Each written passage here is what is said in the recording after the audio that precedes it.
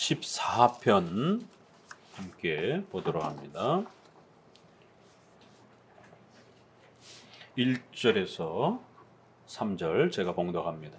어리석은 자는 그 마음에 이르기를 하나님이 없다 하도다. 저희는 부패하고 소행이 가증하며 선을 행하는 자 없도다. 여호와께서 하늘에서 인생을 굽어 살피사 지각이 있어 하나님을 찾는 자가 있는가 보려 하신즉 다 치우쳤으며 함께 더러운 자가 되고 선을 행하는 자 없으니 하나도 없도다. 아멘. 시편 14편은 이제 우리가 구약에서 만나보게 되는 인간론. 우리가 인간론 하게 되면 바로 인간의 죄를 바르게 가르치고 또 그 죄의 의미가 무엇인지 또 그 죄의 그 성격이 어떠한 것인지를 가르치는 것을 우리가 교리 안에 인간론이라 죄론이라 이렇게 표현합니다. 우리가 이제 시편에서 인간론, 죄론을 한번 만나보는 겁니다. 과연 시편은 우리 인간의 죄와 악에 대해서 어떻게 표현하는가? 또 구약의 이러한 많은 역사서라든가 또 열왕기상, 열왕기하, 그래서 이스라엘 열왕들의 이런 모습 속에서 또 우리가 구약의 그 죄론의 가장 깊이 있게 그 표현하는 장면을 보게 되면 사사기. 그래서 이스라엘 백성들끼리 서로 싸우고 또 성폭행하고 그래서 또 그 피해자들을 12조각으로 사람을 그렇게 토막을 내가지고 지파들에게 보내고 한 지파를 전멸을 시키고 불신자들끼리 싸우는 게 아니라 성도들끼리 교회끼리 싸우는데 이렇게 사람을 토막을 낼 정도로 그렇게 서로 싸우고 죽이는 이런 일들을 보게 됩니다. 인간의 부패와 타락이 얼마나 무시무시한지를 구약의 가장 그 죄론을 세게 가르치는 것이 사사기. 그 다음에 그러한 부분들이 열왕기 상하들을 통해서 전쟁의 이러한 장면의 수많은 그러한 고통들을 통하여 인간의 부패와 타락이 얼마나 무서운 것인지. 그래요 이스라엘 백성들이 잡혀갈 때는 시드기야 왕 마지막 586년에 남유다가 이제 멸망할 때에 결국 적군들이 쳐들어와 포로로 가둬버리니까 그렇게 성 안에 가둬놓고 그렇게 전쟁을 치르다 보니 먹을 게 없어서 결국 자기 자식들을 잡아먹는 이런 참혹한 장면들이 성경에 나옵니다. 불신자가 이렇게 벌을 받는 게 아니라 교회가, 구약의 교회는 이스라엘 백성들입니다. 교회가 하나님 앞에 어떻게 범죄하는지 또 불신자들이 어떻게 범죄하는지 그래서 아모스서라든가 이렇게 미가서라든가 이렇게 열방의 죄악들과 이스라엘의 죄악들을 모두 다 포함해서 그렇게 죄악을 소개하면서 사람을 잡아먹는 자기 자식을 잡아먹는 그래요 오늘은 내 자식을 잡아먹고 내일은 너의 자식을 잡아먹자라고 이렇게 약속을 해놨는데 오늘은 잡아먹었는데 내일 되니까 상대방이 자식을 빼돌려가지고 왕에게 와서 자식을 잡아먹을 수 있도록 그 자식을 내놓게 해달라라고 판결을 내려달라고 이런 참혹한 이야기들이 성경에 나옵니다. 인간이 얼마나 어디까지 부패할 수 있는가? 인간이 얼마나 정말 무서운 존재인지 인간이 얼마나 악독한 자인지 참혹한 장면들이 이렇게 성경에 소개가 됩니다. 이것이 이제 로마서라든가 이런 부분에서는 교리적으로 좀 더 세밀하게 정리가 돼서 인간의 전적 부패, 원죄, 또 그러한 전가, 어떻게 모든 후손들이 왜 우리가 죄인인가? 우리가 전도하다 보면 제일 불신자들이 낯설어 하는 질문이 있죠. 우리는 죄인입니다. 그렇기 때문에 지옥에 떨어집니다. 지옥에 떨어져서 형벌받지 않으려면 예수님을 믿어야 됩니다. 이러면 이제 사람들이 제일 당황해하는 게 왜 내가 죄인입니까? 난 착하게 살았습니다. 난 살인을 저지르지 않았습니다. 난 나쁜 짓도 하지 않았습니다. 난 그래도 적어도 우리 사회의 어떤 모범생으로 그렇게 잘 살아왔는데 왜 날 자꾸 죄인이라고 그러냐라고. 그러면 이제 성도들이 당황합니다. 그러면 그래도 뭐 마음속으로도 거짓말이라도 하지 않았습니까? 뭔가 이렇게 더 이렇게 윤리적이고 도덕적인 어떤 타락을 이렇게 그래도 좀 더 찾아내서 그래도 너도 뭔가 잘못을 하면서 살지 않느냐. 이렇게 찾아내려고 이렇게 애를 씁니다. 그래도 나는 웬만해서는 나는 그렇게 손가락질 받을 만한 죄를 범하지 않았습니다. 이러면 이제 당황하게 되는 것이. 그게 불신자들이 왜 내가 죄인입니까? 라고 물을 때 우리 기독교인들은 그 죄를 어떻게 말해줘야 되는 것인지 단순한 윤리 도덕적인 거짓말을 했냐 착하게 살았느냐 이런 문제가 아닙니다. 물론 그러한 생활적인 것도 죄지만 아주 근원적인 본질적인 그 죄의 문제들을 성경은 우리에게 가르치고 있는 거예요. 그래서 모든 인류의 후손이 왜 하나님 앞에 벌받아 지옥의 영원한 형벌을 받는 그런 죄인이 되었는지, 그 아담의 죄가 우리 가운데 어떻게 전달이 되었는지, 직접적으로 전달이 된 게 아니라 전가라라고 하는, 전가시키다, 책임을 전가시키다 이러잖아요. 그래서 모든 후손들에게 그 책임이, 우리가 비록 내가 직접 범죄하지 않았다 할지라도 그 모든 후손들이 다 같이 벌을 받도록 그렇게 책임이 전가되었다라는 거예요. 그 전가의 방식으로 우리가 죄인이 되었다라는 거예요. 그리고는 비참과 타락, 그리고 인간은 왜 죽는가?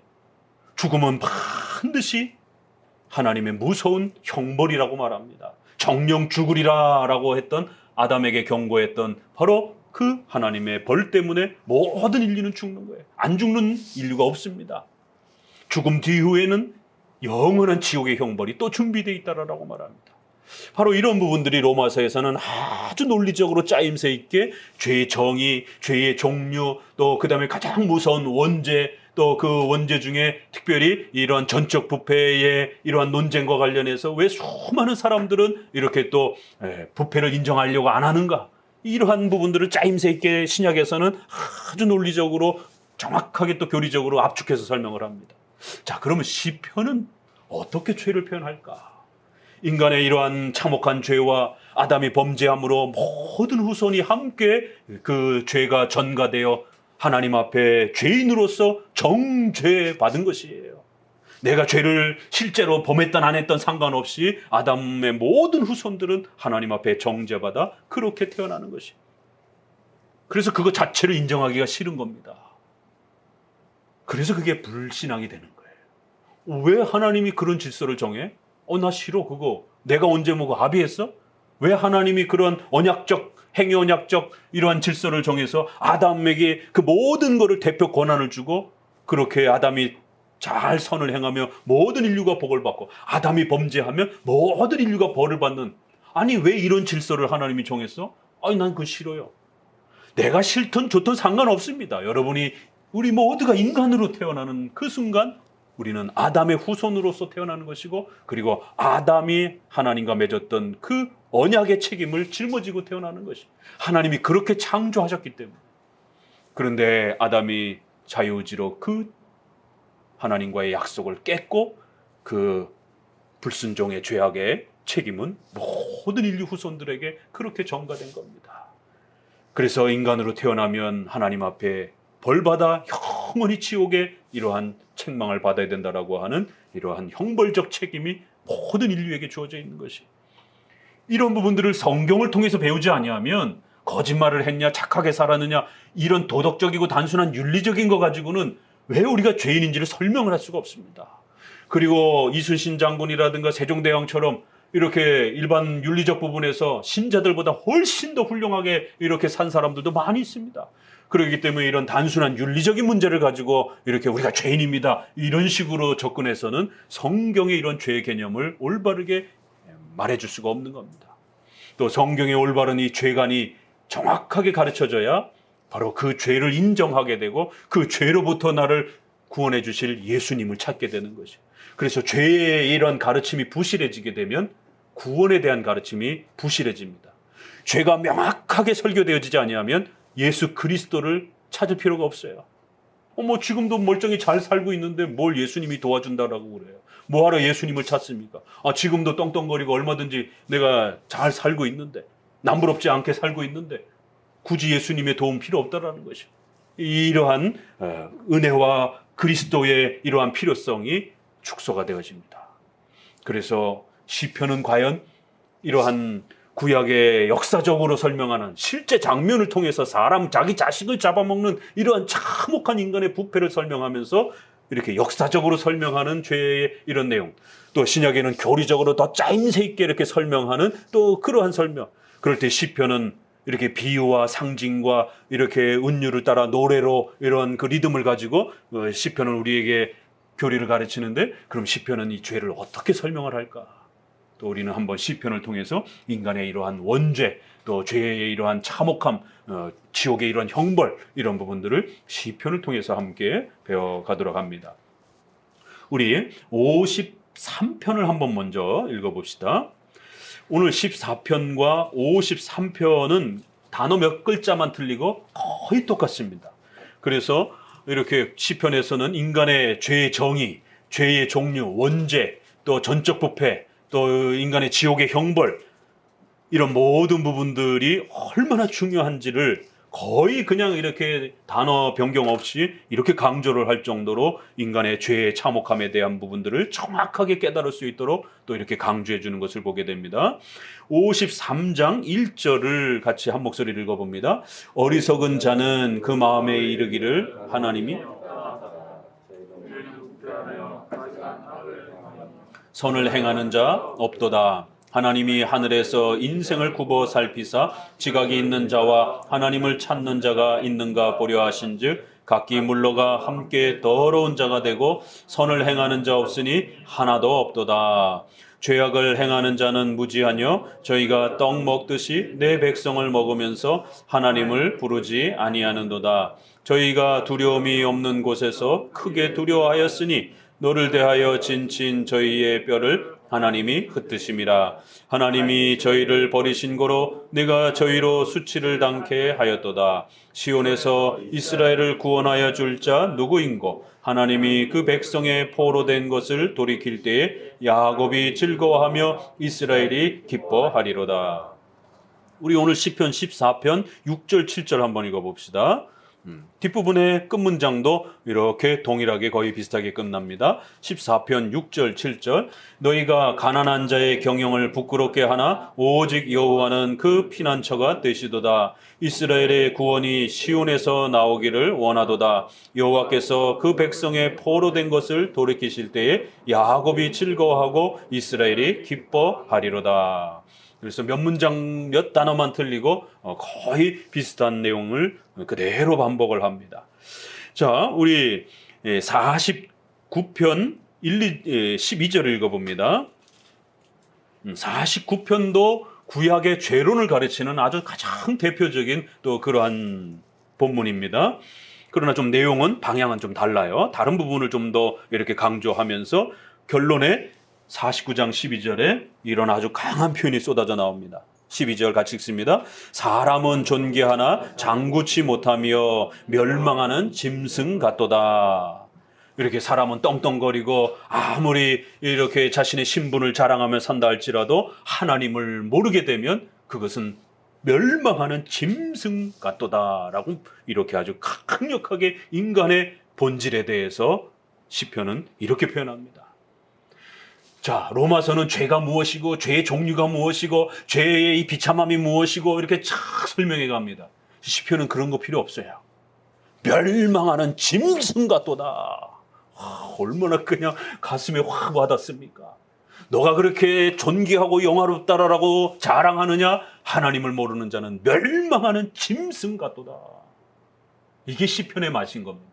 그래서 우리가 이거를 이제 노래로 시편 찬송을 할 때에 그런 뜨거움이 있는 거예요. 일반 찬송에는 이러한 뜨거움이 이렇게 덜합니다. 자, 20절도 또 한번 읽어보세요. 49장 20절 시작. 존귀에 처하나 깨닫지 못하는 사람은 멸망하는 짐승 같도다. 깨닫지 못하는, 하나님을 알지 못하는 자는 멸망하는 짐승 같도다라는 거예요. 짐승만도 못하다라는 것이에요. 이런 아주 강렬한 인간의 죄의 표현이 시편에는 이런 식으로 표현되는구나. 오늘 우리가 14편 1절 어리석은 자는 그 마음에 이르기를 하나님이 없다 하도다. 이게 인간의 죄라는 거예요. 인간의 전적인 부패와 타락을 한마디로 시편은 뭐라고 표현합니까? 하나님 없어! 이렇게 표현한다는 거예요, 인간들이. 이 바보 같고 어리석은 자들은 뭐라고 떵떵거리면서 외치느냐면 하나님 없다! 이렇게 떠든다라는 거예요. 53편 1절에 어리석은 자는 그 마음에 이르기를 하나님이 없다 하도다. 이 부패하고 가증하여 악을 행하는 선을 행하는 자 없도다. 이렇게 인간은 타락하고 악한 모습을 이렇게 아주 멋있게 감동적으로 표현합니다. 하나님 없다라고 외친다라는 거예요. 그러나 정작 그들은 가장 부패하고 가장 가증스러운 악을 행하는 바로 그러한 선을 행하지 않는 그런 짐승만도 못한 그런 악독한 자들이다라고 이렇게 오히려 아주 강하게 아주 그냥 첫 문장 자체가 이렇게 무섭게 인간의 부패와 악을 성경은 놀랍게 우리에게 선언합니다. 자, 51편 3절로 갑니다. 이 51편도 이 자신의 사랑하는 부하인 우리아의 아내인 밧셋바를 그렇게 성적으로 폭행을 해서 자기 부인으로 취하는, 그리고 자기의 부하는 죽이는 이 구약의 가장 훌륭한 왕이라고 하는 이 다윗 왕이, 아브라함 다윗, 구약의 최고 인물 아닙니까? 그런데 그 다윗 왕조차도 얼마나 부패하고 타락한 인간인지를 성경은 이렇게 아주 낱낱이 우리에게 소개하는 거예요. 자기를 위하여 목숨을 바치면서 싸우는, 자기의 왕권을 세워지기 위하여 그렇게 목숨 바쳐 싸우는 자기 부하를 죽이고 그 부하의 부인을 그렇게 성폭행을 해가지고 빼앗는, 이런 일반인도 이런 짓 안 합니다. 그런데 구약의 최고의 왕이 이렇게 부하의 부인을 성폭행을 통하여 빼앗고 난 다음에 선지자가 찾아와서 이 악독한 왕이여, 너는 99마리의 이러한 양을 가지고 있고 양 한 마리 갖고 있는 이 가난한 사람의 양을 결국 손님이 왔다고 해서 네 양 잡기를 아까워하고 그 한 마리밖에 없는 가난한 자의 양을 뺏어다가 네 거로 삼느냐라고, 이 악독한 왕이여 이러면서 나단 선지자가 아주 호되게 책망을 합니다. 그러자 또 역시 훌륭한 왕이에요. 그 선지자의 책망 앞에 버들버들 떨면서 선지자를 죽일 수도 있는데, 열왕기서에 보게 되면 선지자를 죽이는 왕들도 많습니다. 그런데 그 선지자의 무서운 설교 앞에 부들부들 떨면서 내가 하나님 앞에 범죄했습니다, 나를 용서해달라고 엎드리는 것을 보게 됩니다. 그때 이제 그 이후에 자기의 죄를 참회하면서 고백하는, 구약의 참회시라고도 표현하고 회개시라고도 표현하고 또 구약의 이러한 죄론을, 그래서 다윗이 자기 자신을 돌아보면서 인간의 죄가 얼마나 무섭고 인간이 얼마나 부패하고 타락한 자인지를, 다윗은 또 선지자였기 때문에 또 자기 자신의 삶을 통해서 인간의 부패성을 또 이렇게 간증 비슷한 형태로 이렇게 표현해내는 구절입니다. 그래서 이렇게 49편, 또 51편, 53편, 또 14편 꼭 적어놓고 이렇게 기억해 두시기 바랍니다. 구약의 회개시, 죄론에 대한 아주 중요한 시편들입니다. 자, 또 여기서는 어떻게 한번 표현하는가? 3절 읽어봅니다. 4절. 대저 나는 내 죄가를 아오니 내 죄가 항상 내 앞에 있나이다. 내가 주께만 범죄하여 주의 목전에 악을 행하였사오니 주께서 말씀하실 때에 의로우시다 하고 판단하실 때에 순전하시다 하리다. 5절까지 읽어봅니다. 내가 죄악 중에 모친이 죄 중에 나를 잉태하였나이다. 이 5절에 우리 인간은 출생할 때부터, 태어날 때부터, 어미의 뱃속에 있을 때부터, 우리가 인간이 되는 그 순간부터 인간은 부패하고 타락하여 전적으로 부패한 자다라고 하는, 그 아담의 죄를 물려받는 자다라고 하는 하나님의 그 무서운 정죄를, 지옥의 형벌을 감당해야 되는 자들이라고 하는, 이거를 한마디로 뭐라고 표현합니까? 내 어미의 뱃속에서부터 내가 죄인입니다. 얼마나 멋있는 표현입니까? 내가 죄악 중에 출생하였으며 모친의 죄 중에서 내가 그렇게 잉태되었사옵나이다. 인간이 되는 그 순간부터 인간은 전적 부패와 타락의 상태로 태어나는 것이에요. 아담의 죄를 내가 인정을 하든 안 하든 상관없다라는 거예요. 우리가 윤리적으로, 도덕적으로, 일반 윤리적으로 착하게 살고 선행을 많이 하고 상관없다라는 겁니다. 그래서 우리가 초신자 때 제일 많이 질문하는 것 중에 또 하나가 그럼 세종대왕이라든가 이순신처럼 이렇게 정말로 자기를 희생하며 살았던 이런 훌륭한 사람들도 단지 예수님을 몰랐다고 해서 지옥 갑니까? 그러면 이제 어떤 분들은 약간 주저합니다. 좀 그런 분들은 지옥 근처에 이렇게 있지는 않을까? 그래서 연옥교리가 나온 겁니다. 로마 가톨릭에. 성경은 사도행전 4장에 있는 것처럼 다른 이로서는 구원 얻을 수 없다라는 거예요. 오직 예수 그리스도 외에는 내가 길이요 진리요 생명이라고 하는 그 요한복음의 말씀을 따라 예수 그리스도를 믿지 아니하면 모두 지옥의 형벌을 받는다라는 거예요. 도덕적으로 윤리적으로 착하게 살았느냐 안 살았느냐가 문제가 아니라는 겁니다. 인간으로 태어나는 그 순간 아담의 죄를 물려받게 됐고 그 어미로부터 죄를 물려받는 것이에요. 그래서 여기에 이렇게 전가사상을 이렇게 멋있게 표현한 거예요. 모친이 죄 중에 나를 잉태하였으며, 그 부모로부터 우리가 죄를 그렇게 전달받는 거예요. 아담의 그 죄를 그렇게 모든 인류의 후손이 내가 인정을 하든 안 하든 인간으로 태어나는 출생하는 그 순간에 인간은 전적으로 부패하고 타락함으로 그렇게 태어나는 겁니다. 이렇게 전가사상을 멋있게 이렇게 표현을 합니다. 자, 이제 마지막으로 한 구절 더 봅시다. 이게 다 연관된 그러한 그 시편과 관련된 이 죄론의 이 표현입니다. 로마서 3장 9절부터 이 시편 14편과 53편을 그대로 거의 문자 하나 변경 없이 거의 그대로 이렇게 인용합니다. 그러니까 이 14편은 구약의 가장 멋있는 인간의 죄론을 이렇게 설명하는 아주 대표적인 본문입니다.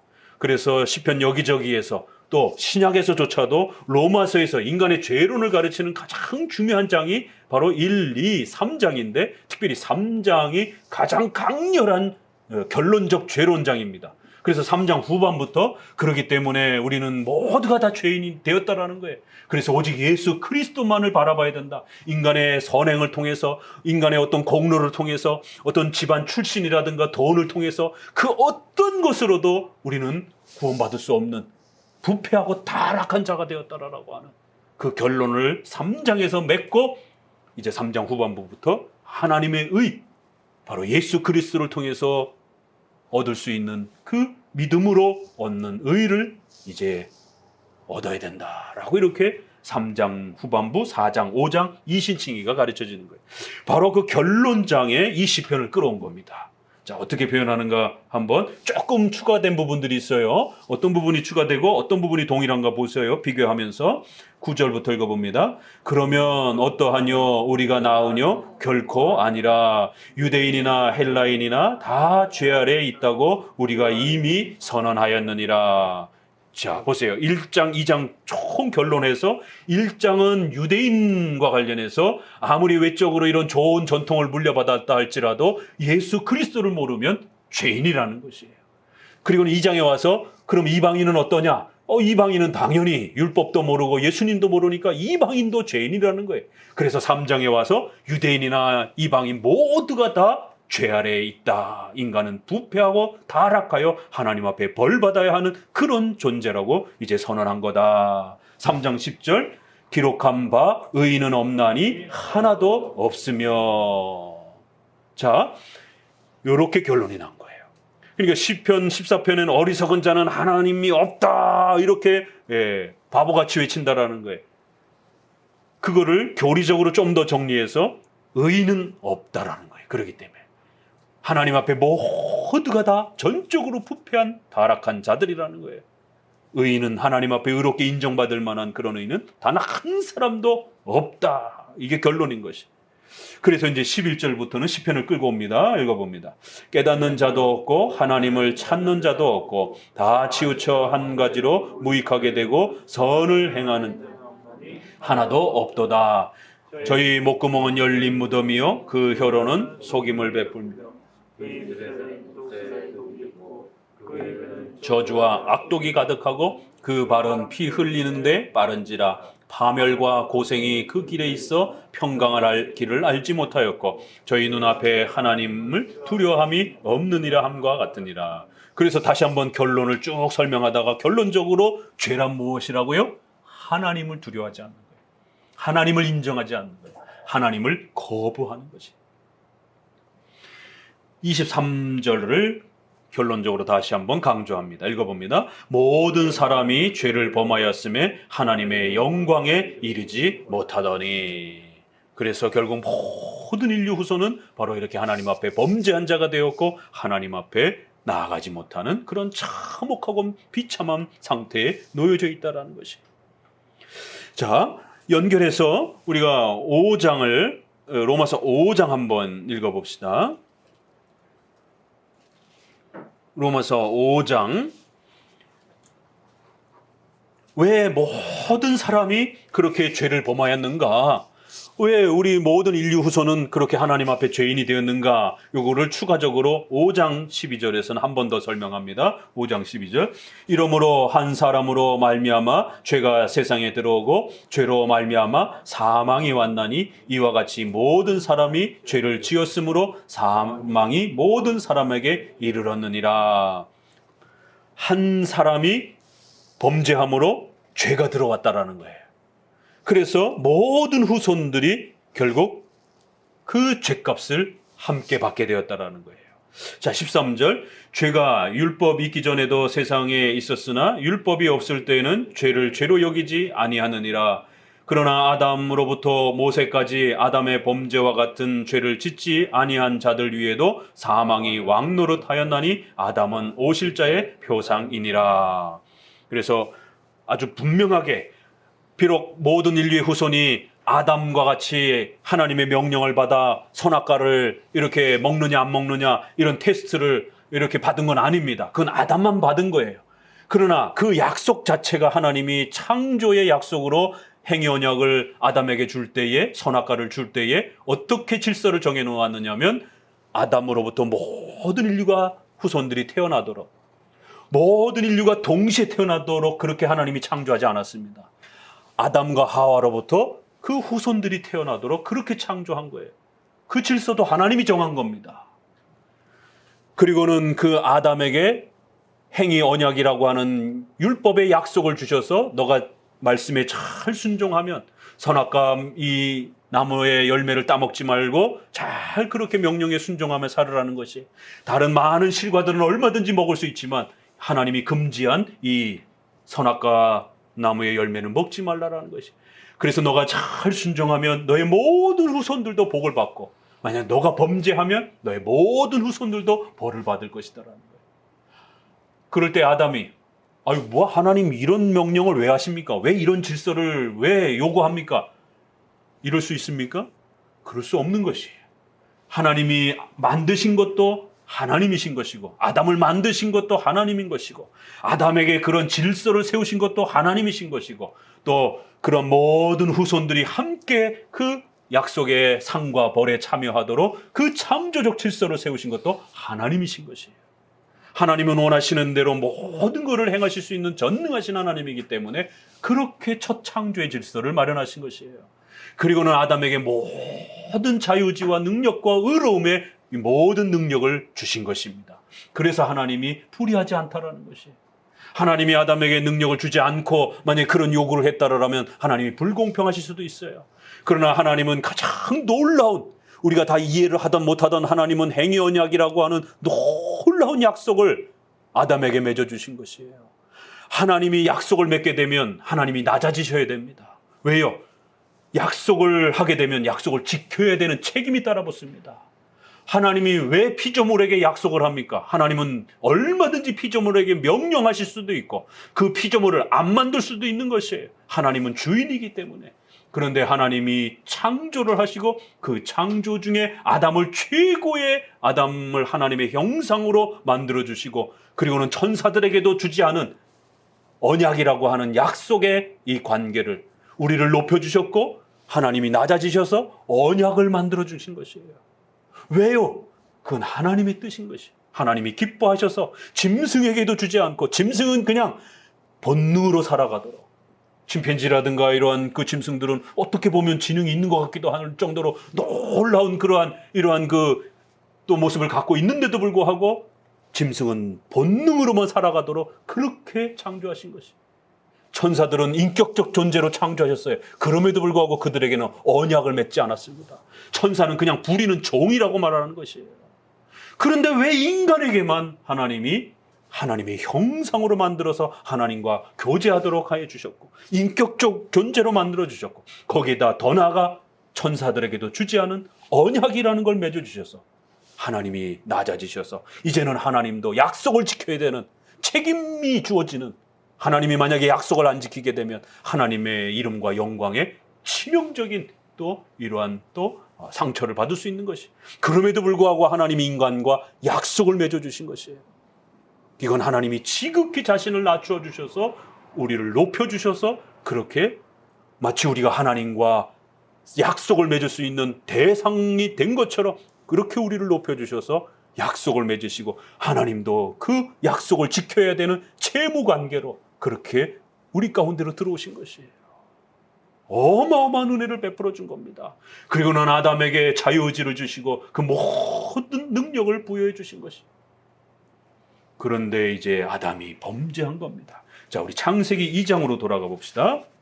그래서 우리가 이 시편의 이러한 죄론을 이해하기 위해서는 로마서의 이러한 교리적 기본 개념을 먼저 구축하고, 그리고는 이제 이 죄가 어떻게 시작이 됐는가 창세기로 먼저 돌아가 봅시다. 창세기 2장 16절, 바로 지금 말씀드렸던 아담에게 행해 주셨던 이 하나님의 위대한 언약의 이 모습이 창세기에서는 이렇게 소개가 됩니다. 2장 16절을 읽어봅니다. 여호와 하나님이 그 사람에게 명하여 가라사대 동산 각종 나무의 실과는 내가 임의로 먹되 선을 알게 하는 나무의 실과는 먹지 말라. 내가 먹는 날에는 정령 죽으리라. 이렇게 하나님은 아담을 하와를 지으시고 그들을 하나님의 형상으로 만들어주고 그들에게 선악과 이 명령을 언약으로 주신 것이, 그래서 이것을 그들의 행위의 책임을 묻기 때문에 행위 언약이라고 이렇게 또 표현하는 것입니다. 또 그러한 명령은 율법적인 그러한 형태를 후대에 취하기 때문에 율법이라 이렇게 또 표현도 하고 행위 언약이라 이렇게 표현도 하기도 하고, 또 그러면서도 아담에게만 특별하게 또 주신 그런 외적인 형식이 선악과를 그 열매를 먹느냐 안 먹느냐에 대한 요구였기 때문에 그건 아담에게만 요구되어진 겁니다. 우리는 선악과가 어디 있는지도 모릅니다. 그렇죠? 그래서 우리는 율법과 행위 언약의 명령을 우리는 받지만 아담은 외적인 형태로 하나 더 받은 게 바로 선악과 나무의 열매를 먹느냐 안 먹느냐 그 요구가 되어진 것이, 요거는 아담에게만 주어진 특수한 외적인 또 그러한 요구였던 거죠. 그러나 그 요구의 명령의 본질은 율법이요 행위 언약의 내용과 동일하다라는 것이에요. 그래서 선악과는 어디로 사라졌고 그건 천사가 지키면서 이제 모든 인류 후손에게 감춰버렸습니다. 그러나 하나님이 명령했던 하나님의 명령에 순종해야 살고 하나님의 명령에 불복종하면 죽는다라고 하는 이 율법의 본질은 영원토록 모든 인류 후손들에게 그렇게 요구되어지는 것입니다. 자, 그런데 3장 1절에 어떤 일이 벌어졌는가 또 봅시다. 1절부터 여호와 하나님의 지으신 들짐승 중에 뱀이 가장 간교하더라. 뱀이 여자에게 물어 가로되 하나님이 참으로 너희더러 동산 모든 나무의 실과를, 그래서 동산 나무의 실과를 우리가 먹을 수 있으나 동산 중앙에 있는 나무의 실과는 하나님의 말씀 먹지도 말고 만지도 말라 너희가 죽을까 하노라 하셨느니라. 뱀이 여자에게 이르되 너희가 결코 죽지 아니라. 너희가 그것을 먹는 날에는 너희 눈이 밝아 하나님과 같이 되어 선악을 알 줄을 하나님이 아심이니라. 여자가 그 나무를 본즉 먹음직도 하고 보암직도 하고 지혜롭게 할 만큼 탐스럽기도 한 나무인지라. 여자가 그 실과를 따먹고 자기와 함께한 남편에게도 주매 그도 먹은지라. 이에 그들의 눈이 밝아 자기들의 몸이 벗은 줄을 알고 무화과 나무 잎을 엮어 치마를 하였더라.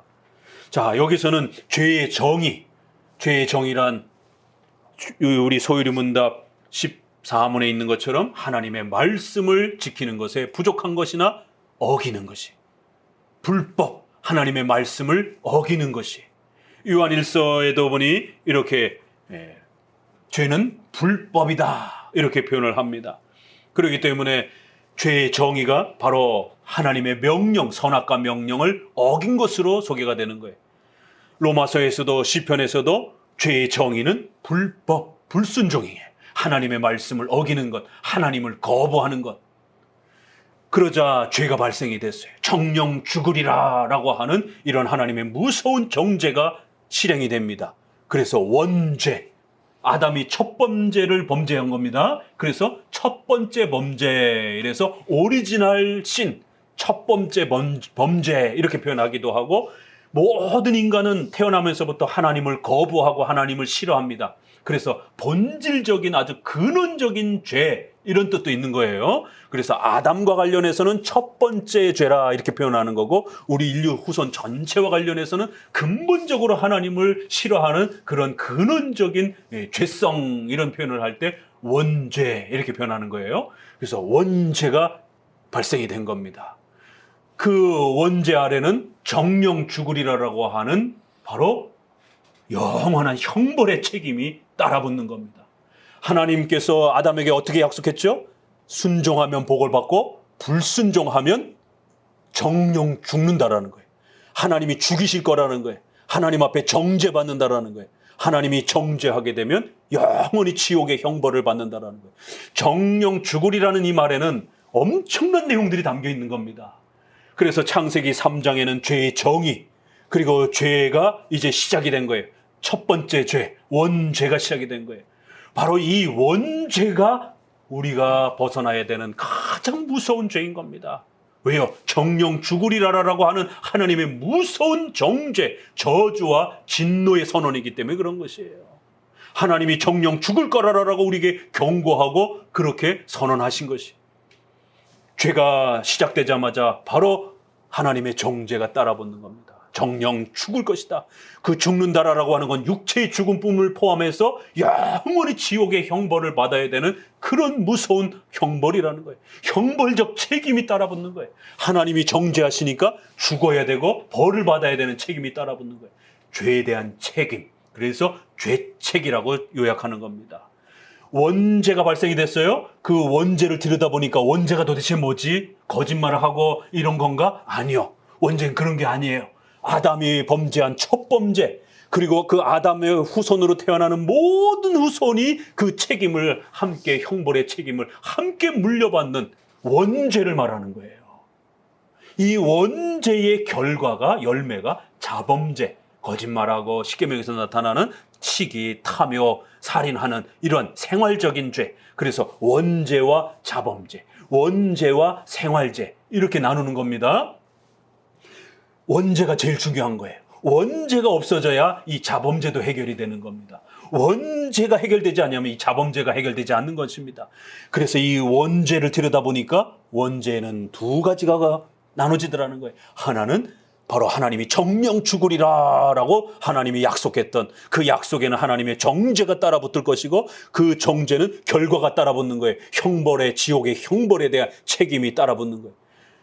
그런데 아담은 죽지 않았어요. 1000년 가까이 삽니다. 범죄를 했는데도 1000년 가까이 삽니다. 무두셀라도 그렇고 후손에 가장 오래 산 사람 969살이라고 하는 이런 1000년 가까이 삽니다. 그럼 뭐 안 죽었네? 정령 죽으리라 했는데.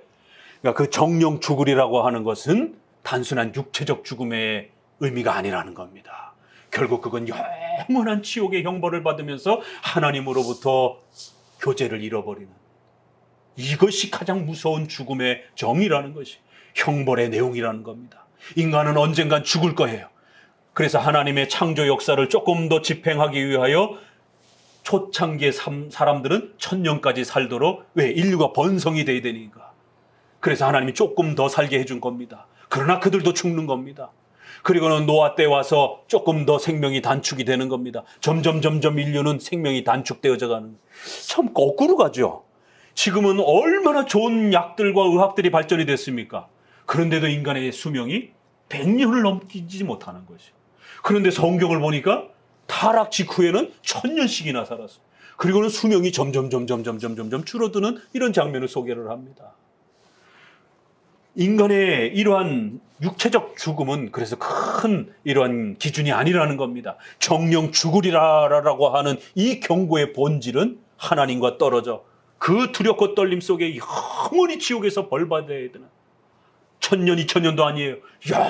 영원히 이젠 죽을 수도 없는 그런 상태에 돌입해서 영원히 지옥의 벌을 받으면서 그렇게 하나님과 떨어진 공포 속에서 살아야 되는, 이게 정령 죽으리라라고 하는 그 경고였다라는 거예요.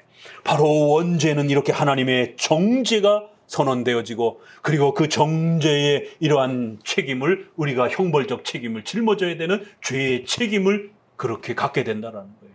그래서 죄책, 하나님의 이 무서운 정죄와 죄의 책임을 우리가 벗어나야 구원받는 겁니다. 이 죄론이 정확하게 가르쳐지지 않으면 구원이 뭔지를 몰라요. 그래서 아주 그 유명한 우리 교회 속담, 교회 그 유머가 있어요. 시골 할머니가 교회로 오셨어요. 목사님, 저 교회 왔어요. 아유, 감사합니다. 그러니까 이제 10원 주세요.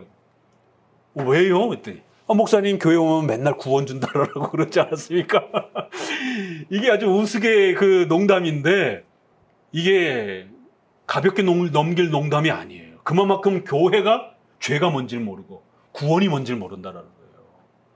구원 줍니다, 구원 받습니다라고 열심히 전도했는데 교회 와갖고, 그러니까 돈 주세요. 이 기복주의를 이렇게 우리가 이렇게 좀 역설적으로 이렇게 조롱하는 그런 농담이에요. 교회 오니까 구원 준다고 하지 않았습니까? 그 10원 달라고. 100원 주면 더 좋고요. 그러니까 그런 구원을 기복주의로 가르쳐가지고 결국 물질 축복받는 걸로 교회 오면 이렇게 이해를 했다라는 거예요. 물질 축복받고 지옥 갈 겁니까? 이렇게 가르치면 안 되는 거예요. 그래서 죄란 얼마나 무서운 것인지, 죄란 이 땅에서 돈 조금 못 벌고, 또 우리나라 같이 이렇게 유교사회에서 여성으로 태어난 거, 또 무슨 미국에서는 흑인으로 태어난 거, 그래서 흑인 신학, 여성 신학, 또 이러한 뭐 베레벨 환경 신학, 이런 식으로 복음을 변질시키는 겁니다. 아니요, 구원이란 이 무서운 정죄로부터, 지옥의 이 무서운 형벌로부터 벗어나는 것, 그게 진정한 구원이라는 거예요. 남자로 태어났던 여자로 태어났던, 돈이 많던 적던 상관없다라는 겁니다. 어떤 인간이라도 바로 이 하나님의 무서운 정죄와 지옥의 형벌의 책임을 벗어날 수 있는 것, 그러면 영원히 사는 영생의 구원을 누리게 된다는 거예요. 자, 그래서 원죄의 이러한 죄책의 문제, 그리고 그 정죄로부터 이제 뭐가 따라와요? 인간의 실제적인 부패와 타락, 사람을 죽이고 또 시기하고 질투하는, 자기 자식을 잡아먹는 이런 참혹한 인간의 본성의 죄악성이 이제 열매로 맺어지는 것이, 이게 똘똘 뭉쳐있는 겁니다. 원죄 아래는 죄책과 부패라고 하는 전적으로 부패한 실제적인 열매들이 따라 붙는 거예요. 이 원죄의 이 두 내용 때문에 인간이 실제적으로 이제 생활 속에서 범죄의 형태가 나타나는 거예요. 그래서 전적으로 부패한 건 하나도 없도다, 모두가 하나님 앞에 범죄자가 되었다라고 했을 때 죄의 형벌의 책임에 있어서 모든 지옥의 형벌의 책임이 동일하다라는 거예요. 그리고 그러한 인간은 본성적으로 하나님을 싫어하는 타락과 전적 부패와 타락이 모두가 다 똑같이 하나님 싫어한다라는 거예요. 다만 자범죄, 생활죄 부분은 조금 더 이렇게 교육을 받고 사회적인 이런 시스템이 잘 갖춰져 있게 되면 더 거짓말을 하는 사람이 있고 덜 거짓말을 하는 사람이 있고, 시기 질투와 남의 걸 훔치고 이런 부분에서는 좀 더 착하게 살아가는 사람들이 있고 덜 살아가는 사람들이 있는 겁니다. 분명히 그 차이는 있는 거예요. 그러나 이 원죄는 한 사람도 정도 차이가 없는 겁니다. 하나님이 찾아보려고 했더니 하나도 없도다. 자, 시편이 얼마나 멋있게 원죄를 표현하는가 보세요. 하나님이 하늘에서 인생을 살펴보시면서 어디 좀 제대로 된 자, 인간이 있는가 없는가 하나님이 찾아보시려 했더니 하나도 없도다. 얼마나 멋있습니까? 한 사람도 이 원죄에서 벗어날 수 있는, 하나님 앞에 좀 인정받을 만한 그런 인간이 있는가 찾아보려고 했더니만 인생 중에 단 하나도 없더라는 것이에요. 찾아도 둘도 아니고 셋도 아니고 하나조차도 없다라는 것이에요.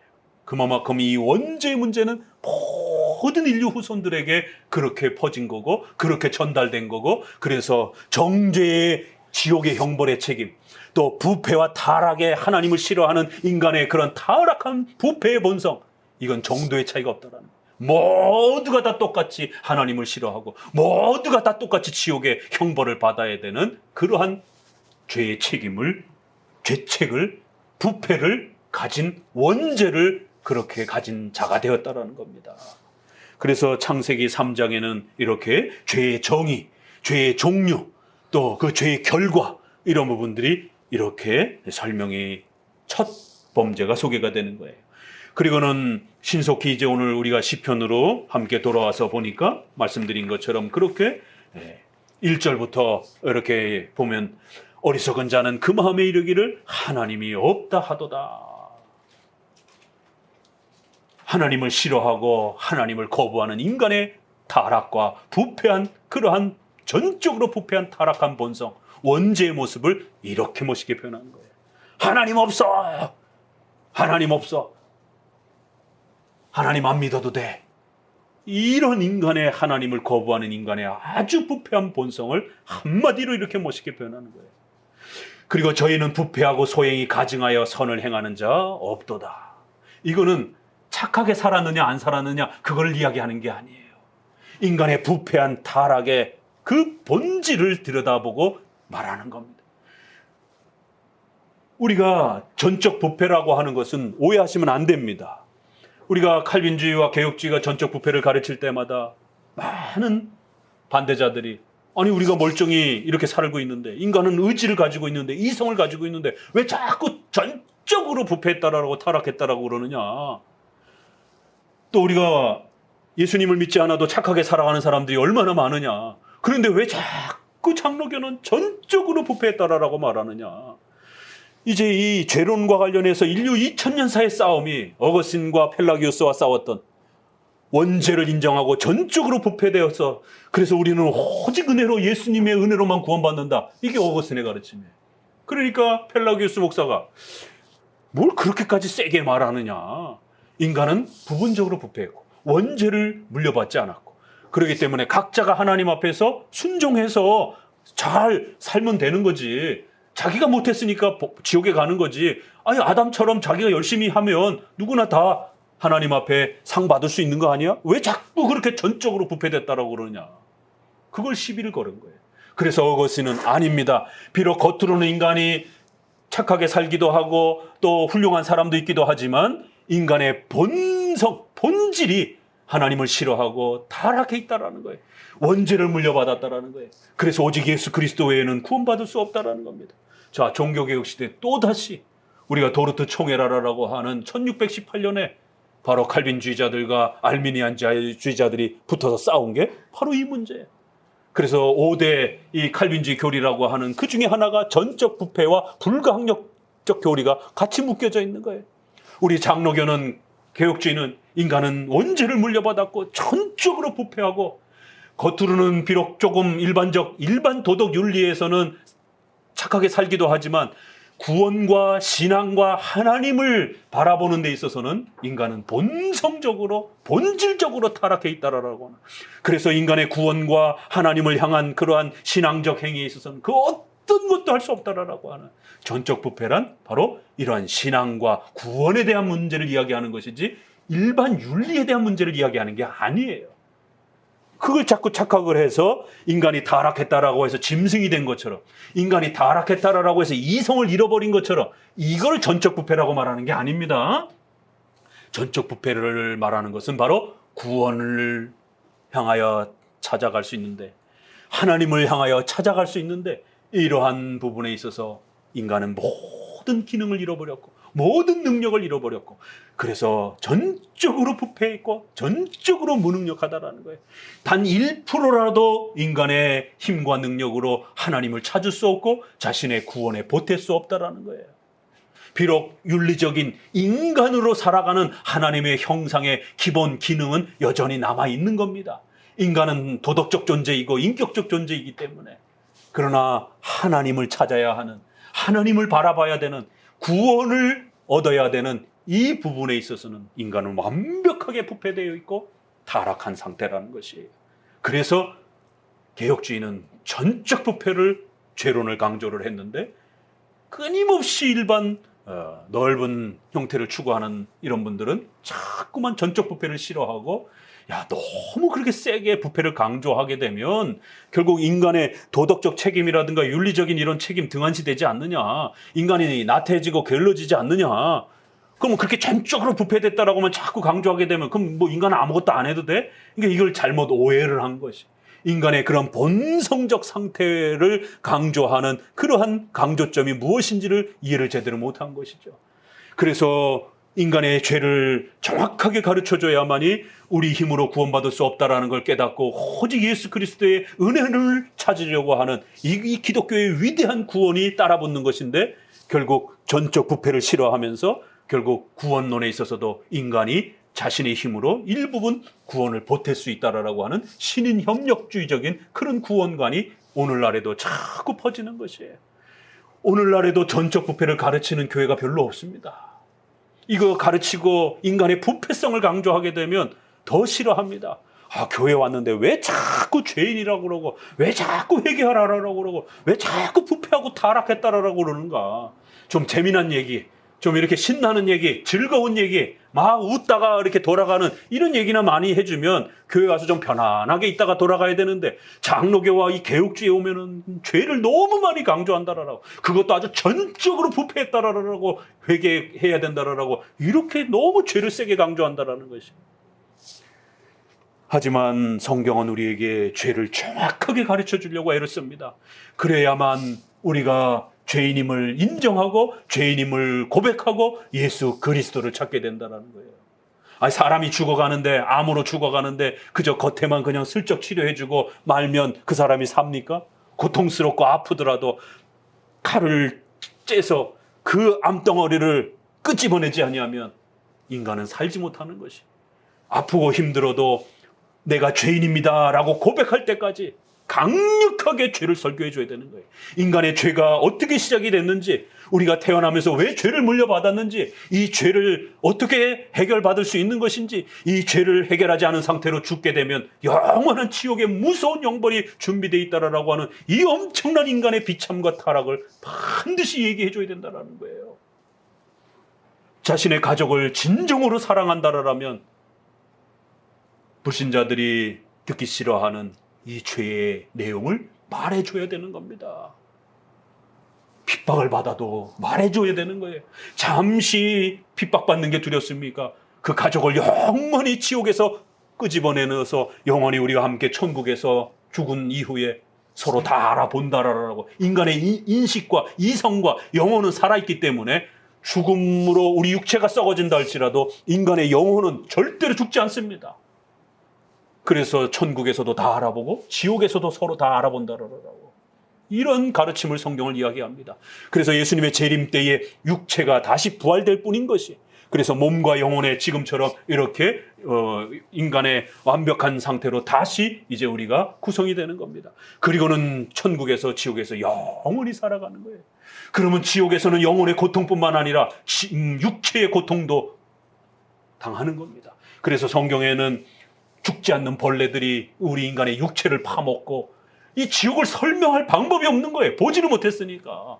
그래서 지옥과 같은 그러한 인간의 참혹한 전쟁 장면이라든가 전염병이라든가 이런 인류가 경험했던 아주 그 무서운 그런 어떤 참혹한 장면들을 구약에서는 시체가 썩어나가는 그 에스골 골짜기를 지옥이라고 이야기를 하고, 자식을 잡아먹는 이런 참혹한 장면을 지옥과 같다라고 그러고, 또 예루살렘이 70년에 멸망해가는 그러한 장면들을 그렇게 예고하면서 지옥의 그 두려움을 이렇게 이야기하고, 또 거기에는 죽지 않는 벌레들이 육체를 파먹을 때, 우리 육체를 갉아먹을 때 그 고통을 다 느낀다라는 거예요. 왜요? 육체를 가지고 있기 때문에. 거기는 꺼지지 않는 불이 있기 때문에 인간의 육체를 불로 태우는, 그럴 때 그 불로 태워지는 고통을 온전히 겪는다라는 거예요. 또 거기에는 물이 없기 때문에 그 뜨거운 이러한, 우리가 이 정도의 폭염도 힘들다라고 하는데 수백 수천도가 되는 그 뜨거움 속에서 인간의 목마름이 얼마나 고통스러운지 누가복음 16장에 아브라함으로 하여금 물 한 방울만 제발 내 입에 떨어뜨려 달라라고 그 갈증과 고통 때문에 괴로워하는, 우린 그걸 비유로 해석하지 않습니다. 우리 장로교는 그걸 문자 그대로 해석합니다. 지옥은 이렇게 무서운 곳이다라고 말하는 것이.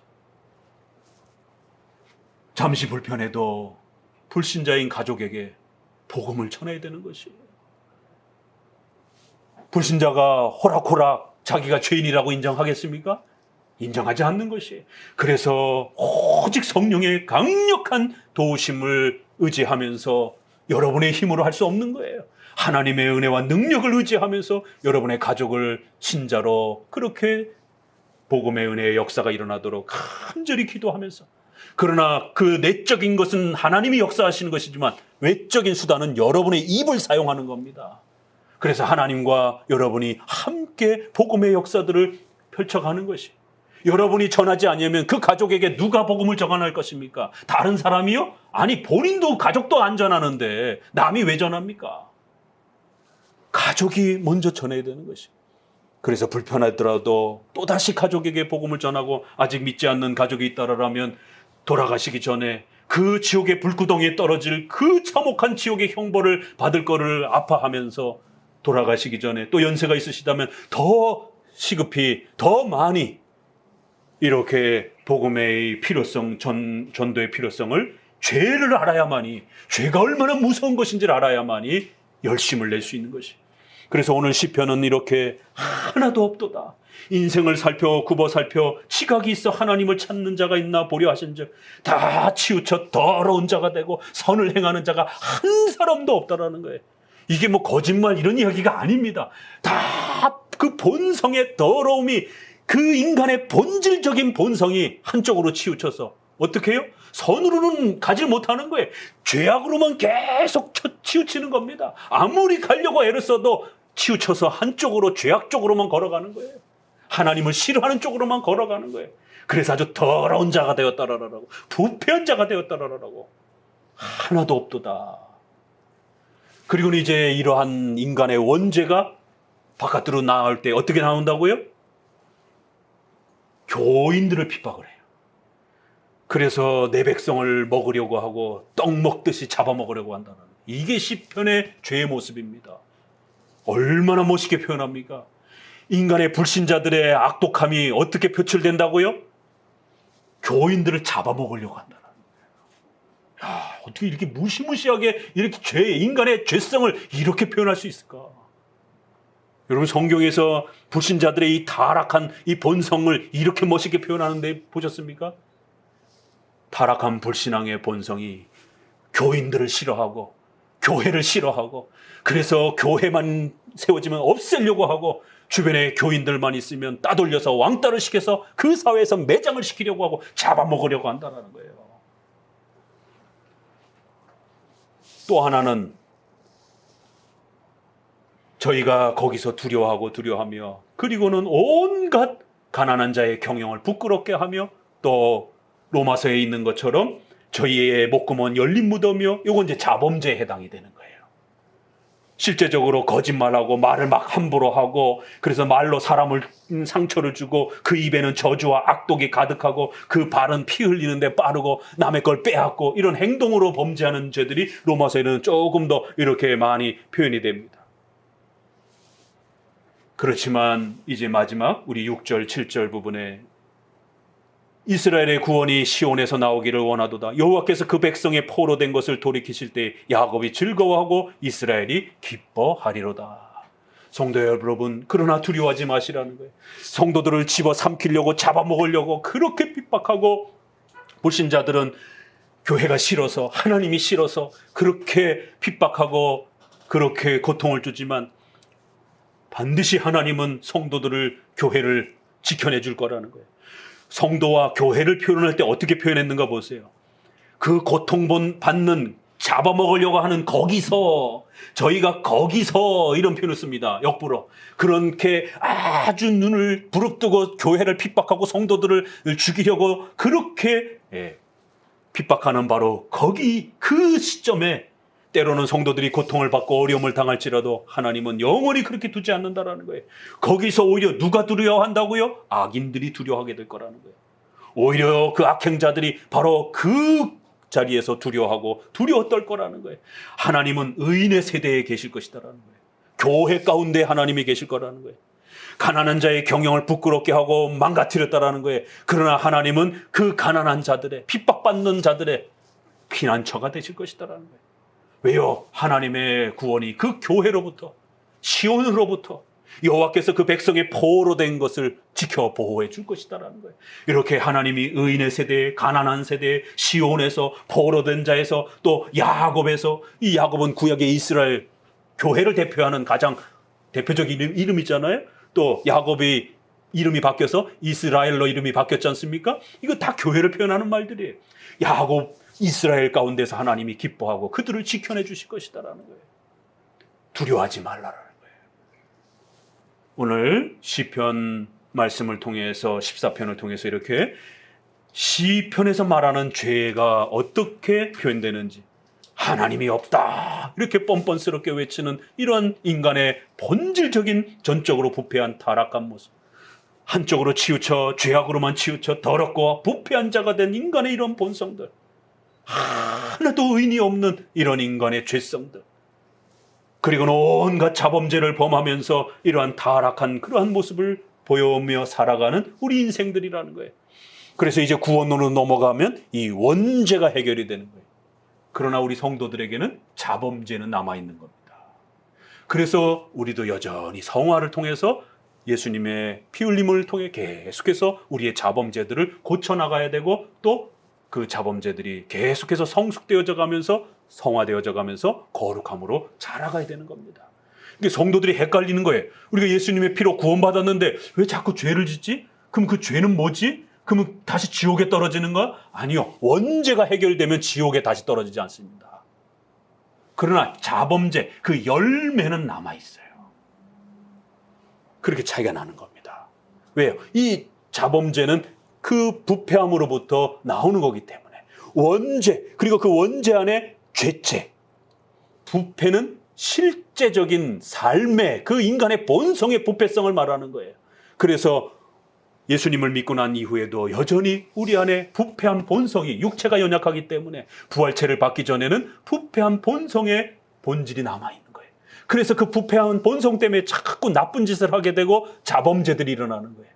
그래서 이런 부분들을 계속 성령의 도우심을 통해서 우리가 회개하고 성화되어져 가는 겁니다. 그러나 가장 중요한 원죄, 그 원죄에서 죄책임, 영원한 지옥의 형벌, 이걸 그리스도의 피로 다 용서해 주신 것이. 그리고 나머지 부패와 자범죄들은 또 예수님의 피 흘림의 그 열매들을 통하여, 또 성령의 거룩하게 심을 통하여 우리가 죽을 때까지 계속해서 거룩해져 가는 거예요. 그리고 죽어야 이 부패한 본성과 자범죄는 끝이 나는 겁니다. 그리고 새로운 육체의 부활체를 받아야만이 더 이상 이런 자범죄와 이런 부패의 영향을 받지 않는 완벽한 이제 원죄의 모든 부분들이 해결된 그러한 형태로 우리가 새로워지는 영생의 단계로 들어가는 겁니다. 그래서 칭의와 성화라는 것이, 칭의를 통해서는 죄책을 사함을 받고, 또 성화를 통해서는 부패와 이런 자범죄의 부분들을 또 용서를 받는 것입니다.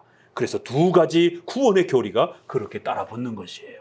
오늘 시편 14편을 통해서 죄의 그 무서움과 또 죄의 정의와 또 원죄의 성격과 또 전적 부패의 또 이런 소중한 가르침들을 또 함께 배워봤습니다. 기도합니다.